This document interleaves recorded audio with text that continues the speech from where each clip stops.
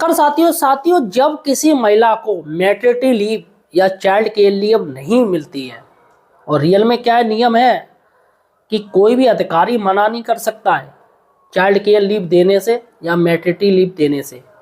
अगर साथियों कोई मना करता है तो मैं वो तरीका बताने जा रहा हूँ जिस पर दोस्तों उस पर कार्रवाई हो सकती है।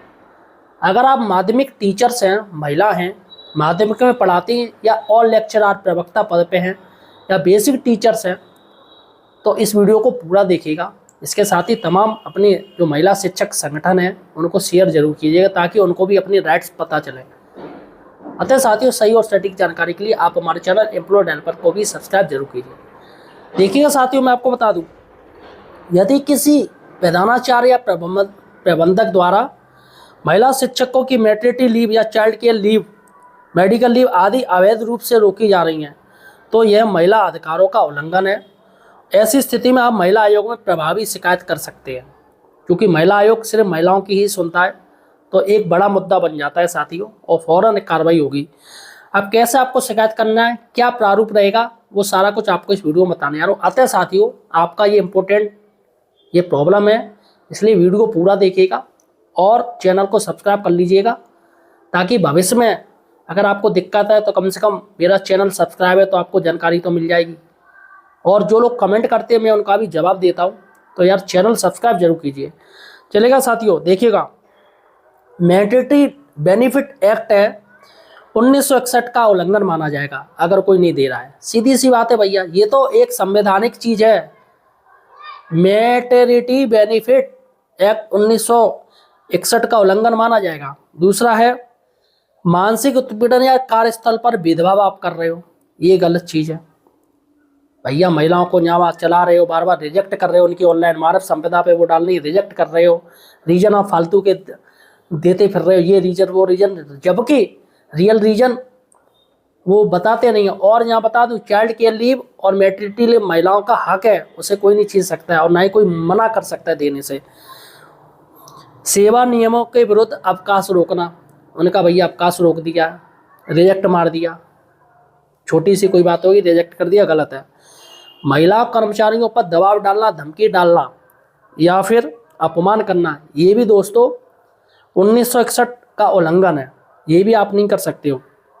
और गर्भावस्था या बच्चे के कारण नौकरी से वंचित करना, कई मैंने देखा है जैसे बच्चे जो एकल माँ बाप होते हैं उनकी माँ बच्चे को स्कूल ले जाती है तो काफ़ी अधिकारी अगर आते तो वो ऑब्जेक्शन उठाते हैं, अरे बच्चे को क्यों लाती हो, कब पढ़ाओगी।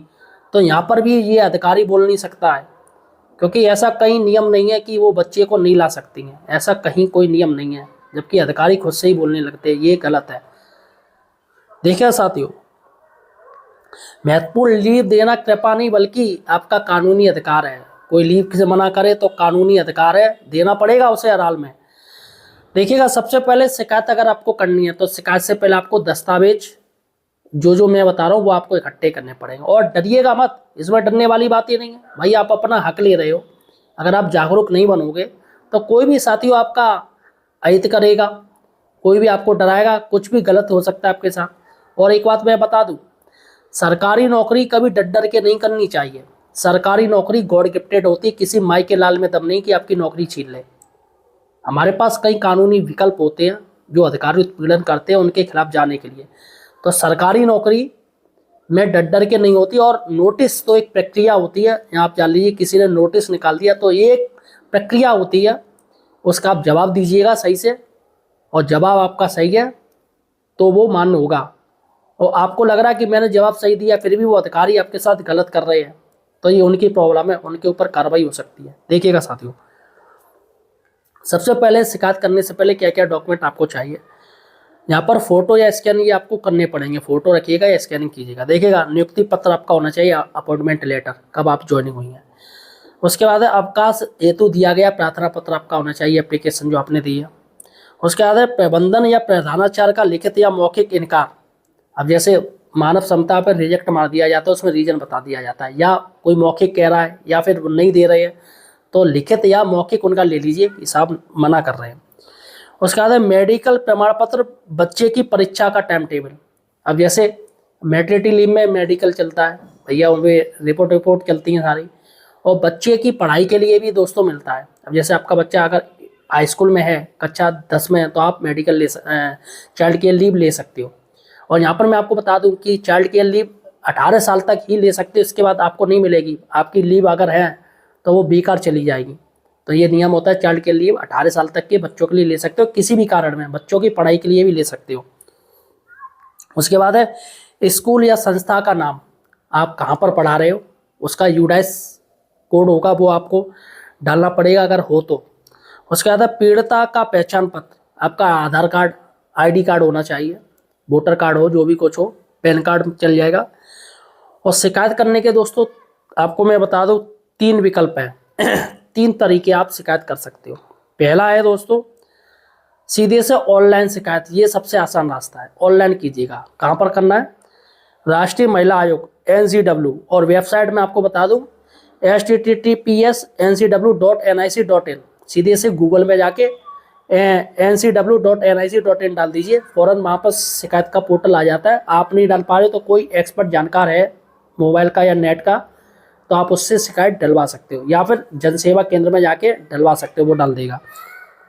अब मैं आपको बता दूं क्या है, देखिएगा अगर आपको खुद से करना है तो देखिएगा ncw.nic.in वेबसाइट खोलें, उसके बाद रजिस्टर कंप्लेंट पर क्लिक करें, उसके बाद मोबाइल ईमेल पर OTP द्वारा पंजीकरण करें। आपके पास OTP आएगा, मोबाइल पर मोबाइल नंबर डालिएगा, उसके बाद शिकायत का विवरण भरें, उत्पीड़न का प्रकार भरें, संस्था का नाम व पता भरें, अवकाश ना देने का विवरण भरें और दस्तावेज अपलोड करें, उसे सबमिट कर दें। छोटा सा, आराम से हो जाएगा।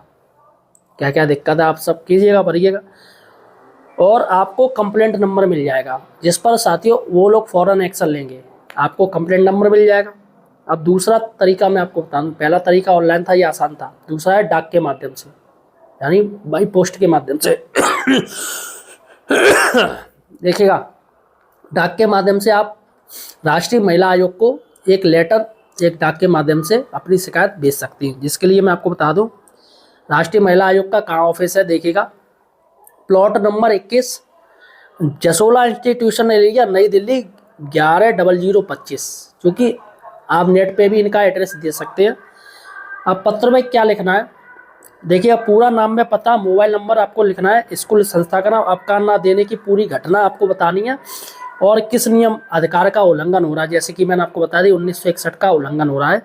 और स्पष्ट मांग, जैसे आपका स्वीकृति, मानसिक प्रताड़नात्मक कार्रवाई स्पीड पोस्ट, रजिस्टर पोस्ट से भेजें। आप अपनी स्पष्ट मांग रखिएगा कि सर मुझे टॉर्चर किया जा रहा है, जो कि गलत है। और तीसरा तरीका है दोस्तों राज्य महिला आयोग, ये तो राष्ट्रीय मैंने आपको बता दी, और एक होती है आप जिस राज्य में रह रहे हो वहाँ पर।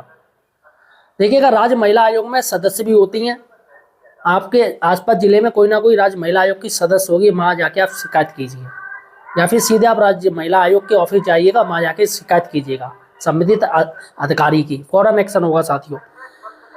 देखिएगा हर स्टेट में अलग अलग वुमेन कमीशन होता है। जैसे यूपी की बात करें, उत्तर प्रदेश में राज्य महिला आयोग है, यहाँ एड्रेस में आपको बता दे रहा हूँ। उत्तर प्रदेश राज्य महिला आयोग, 9A हजरतगंज लखनऊ 22/6001।